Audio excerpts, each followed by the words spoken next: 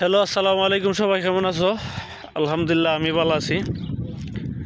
আজকে একটা বিষয় লইয়া দু একটা কথা না হইলি না।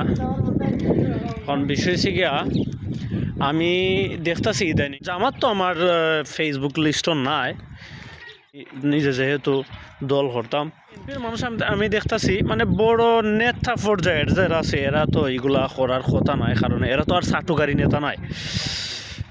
যে ফাতি নেতা, খুচরা নেতা, চাটুকারী নেতা এরা যেটা আছে বেশিরভাগ মানুষের গিবত বা আমি আজকে দেখলাম একটা ফেসবুকও, আমি নামটা কইতাম চাইরাম না, আজকে আমি একটা ফেসবুকও দেখলাম, ফেসবুকে স্ট্যাটাস দিছেন জামাতে প্রবাসী সকলদের বুট পাইছে এতটা, বিএমপি বুট পাইতেছে এতটা, লাঙ্গলে পাইছে এতটা।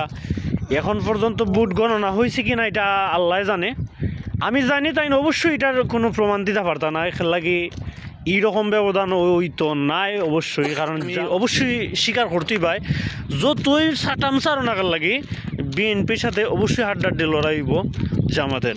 এখন এটা মানা লাগবো, না মান্না তুই তো নাই, তুমি বুকাস একটা কথা কইলই তো, যদি নেতা হইও তাইলে মানে বুকাস কোনো কথা কইবাই না, মিথ্যা কোনো কথা কইবে না। মিথ্যা কথা কইয়া হয়তো তুমি নির্বাচন জয়িতা পারবাই, কিন্তু মানুষের মন পাইটাই নাই।